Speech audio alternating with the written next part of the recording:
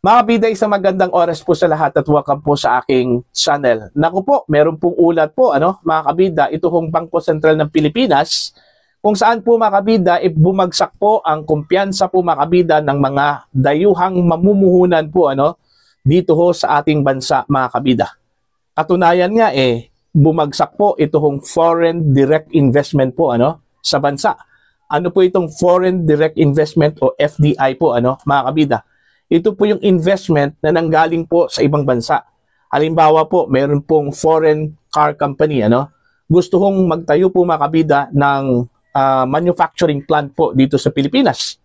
Ang tawag po doon is foreign direct investment po, Ito po yung bumagsak po ngayon mga kabida, dahil ho bumaba yung kumpiyansa po ng mga dayuhang mamumuhunan po sa 41% po mga kabida ayon po sa Bangko Sentral ng Pilipinas.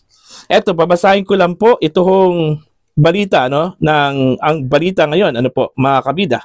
Ang sabi po dito, BSP, bumagsak ang foreign investments ng Pilipinas ng 41%. Okay? Bagsak ang kumpiyansa ng mga dayuhang mamumuhunan sa Pilipinas ayon sa ulat ng Bangko Sentral ng Pilipinas o BSP.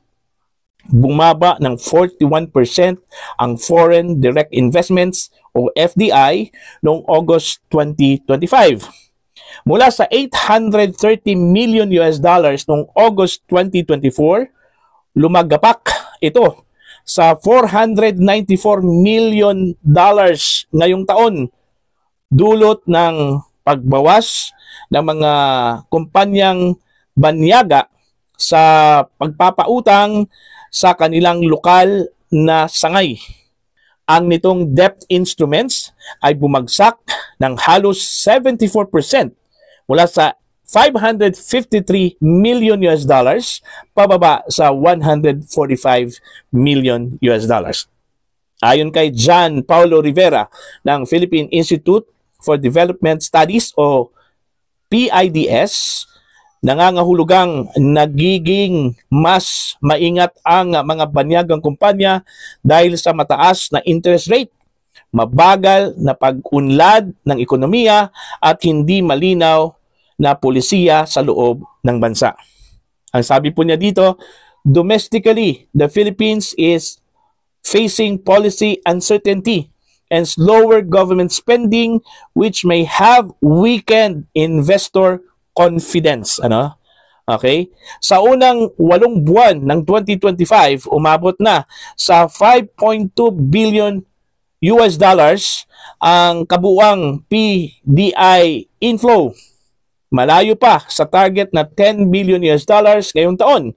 Ayon kay Rivera, maaari pang bumuti ang sitwasyon sa unang bahagi ng 2026 kung makakapaghatid ang gobyerno ng policy stability at mapabilis ang pagpapatupad ng mga proyektong handang tanggapin ang mga dayuhang puhunan. Ayan. So, yun po yung hindi po magandang balita po, mga kabida. Ito po ay taliwas doon po sa sinabi po ni Pangulong Ferdinand Bongbong Marcos na bumalik na o bahagyang bumalik na po ito kung kumpiyansa po ng mga dayuhang mamumuhunan po o investors po mga kabida dito ho sa Pilipinas. Although itong ulat na ito, reflected ito August 2025 po, mga kabida, bago lang po yung sinabi po ni Pangulong Marcos malay natin, baka naman po totoo po yun, mga kabida, na bagyang bumalik na po yung kumpiyansa po ng mga investors po mga kabida dito sa Pilipinas. Pero marami hong nagdududa po sa naging pahayag po ng Pangulo, kasi po unang-una wala naman pong katiyakan po, Unang-una, yung issue po ng corruption po sa Pilipinas hanggang ngayon po mga kabida, wala pa pong malinaw na patutunguhan po.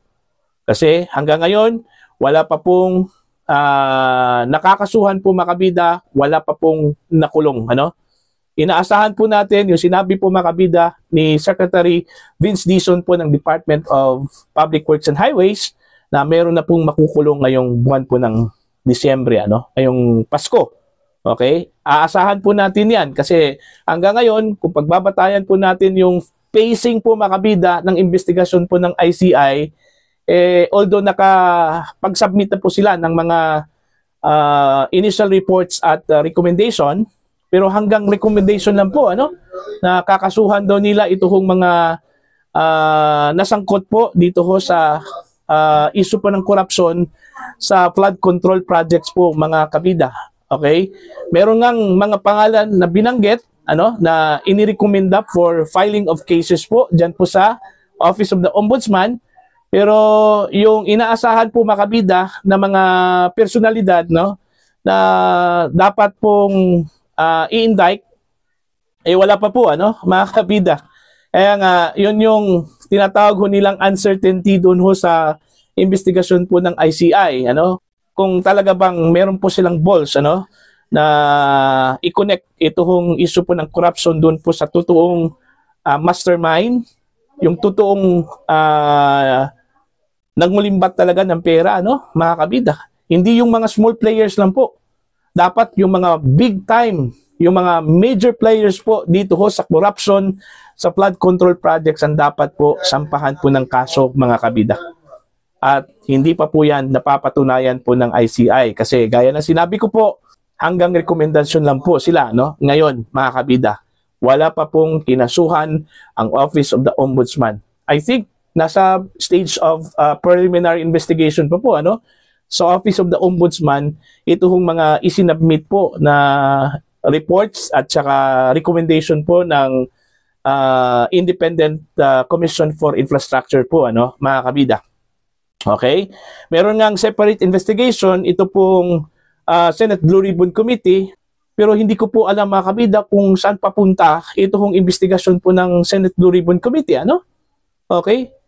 Kung ang kanila hong magiging rekomendasyon, okay, is to file cases doon po sa Office of the Ombudsman po, mga kabida, Kaya nga, dito po ako nalilito po, Confusing masyado po, mga kabida. Alam naman po natin, meron pong ICI, po?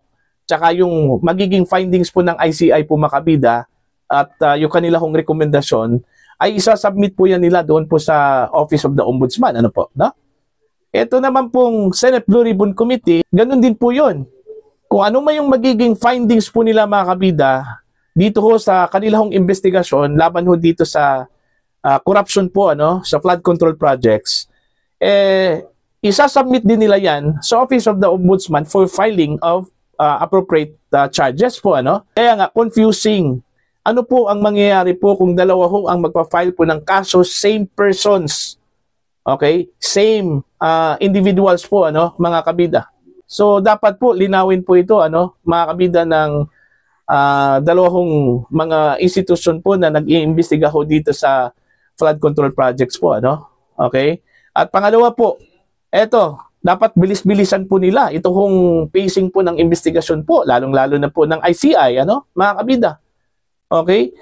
Inip na po ang taong bayan sa kaaantay po, dito ho sa findings po, full findings po ng ICI po, mga kabida, Okay? Yung kanila hong mga inirekomendang mga pangalan po, hindi po kontento po ang taong bayan po doon.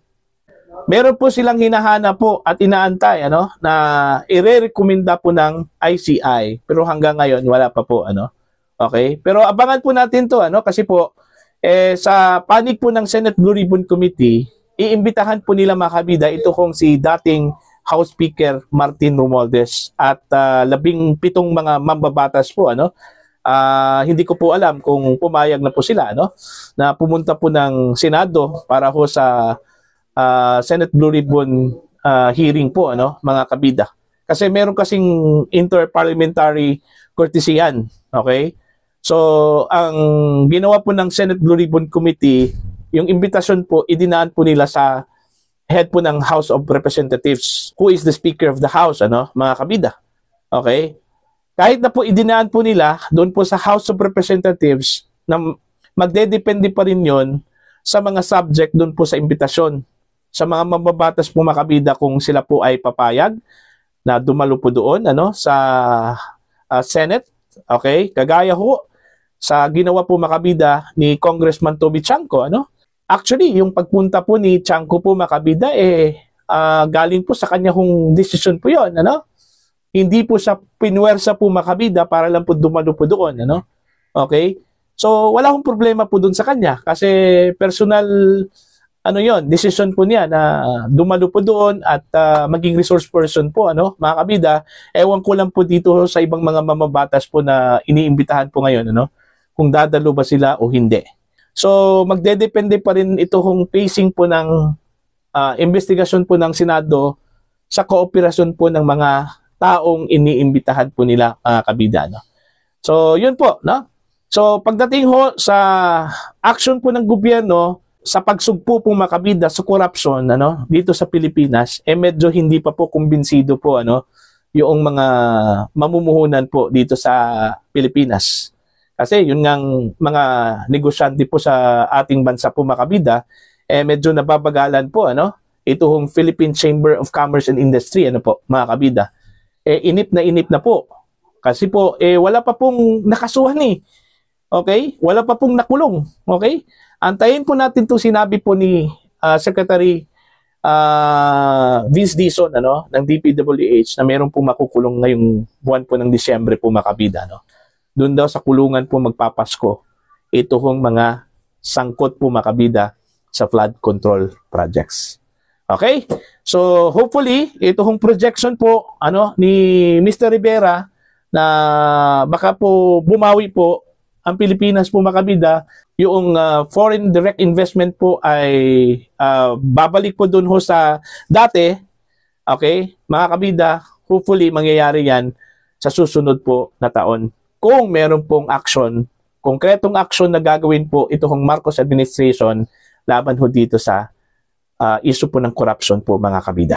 Okay? Para po sa inyo, ano po ang inyong opinion at pananaw po? Please comment down. Sa mga hindi pa po subscribers sa aking channel, please subscribe. Just click the subscribe button, click the notification bell, click all para updated po kayo, mga kabida, sa aking mga uploads. Maraming salamat po sa inyo lahat.